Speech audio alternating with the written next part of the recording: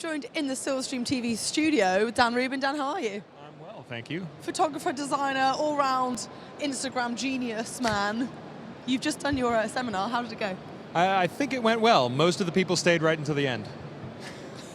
That's always a good sign, I believe. I think it's always a good sign, especially, no, it went fine. It was a new talk for me, so that's always a little more nerve-wracking than usual, but I've been doing this kind of thing for a long time, so I'm kind of used to it. And it went well. There were lots of good questions at the end, which also shows people were paying attention enough. It's good news. Briefly summarize for people that didn't quite make it. So the idea was to talk about finding your professional voice on Instagram, I mean that sounds simple, but it's kind of digging into what that means and how flexible it actually is to whatever each individual is trying to create and trying to do with it, and beyond just Instagram, any social media really.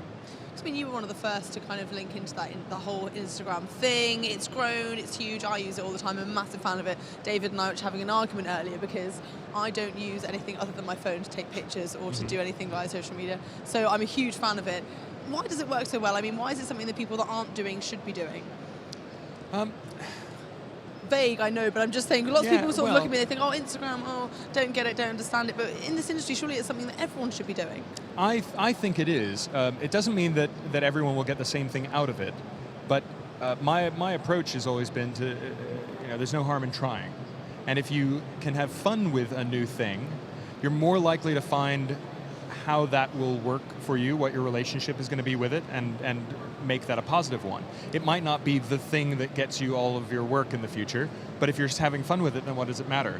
And it's better to be involved and engaged with it than not, even if it's at a low level, because you will eventually get more and more understanding of what to do with it and whether it's useful for you to invest the time in it.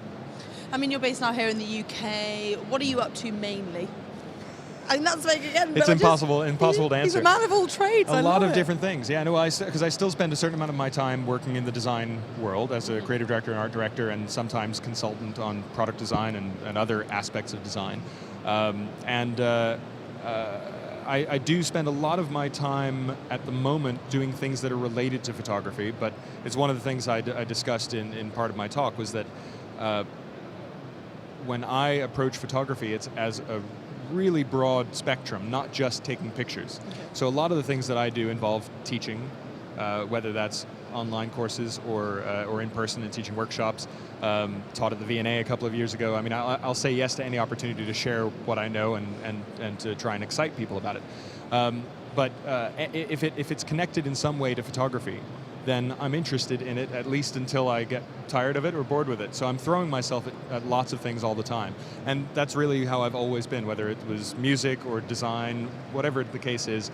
I am kind of a weird international man of mystery, which you should never say about yourself, but other people are always asking me, people I've known for years, they kind of come up to me these days and say, so what exactly do you do? Because it's just too hard for people to keep track, and I'm happy with that. I quite like the sound of that. If I could be doing that, it'd be fantastic. You're here at the photography show today. What are you doing for the rest of the day? What do you want to check out? Well, I'm going to start with the Leica booth because I'm a big fan of Leica. My grandfather had a Leica that he bought in 1936, and it's just kind of one of those things.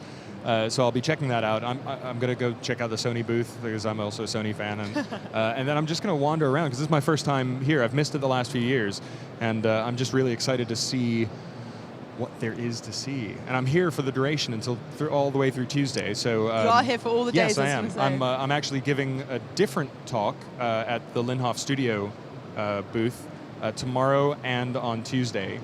So I'm here for those things, and then the rest of the time I'm just going to be meeting people and seeing things and playing with toys and trying not to spend all my money. Well, there you have it. You can see Dan at those two places over the next couple of days. Dan, thank you very much for joining me. We're going to have a quick selfie. Guys, don't forget to keep tweeting us. Let us know what you're up to here at the photography show. Dan, are you ready for this? I'm ready. 3, 2, 1.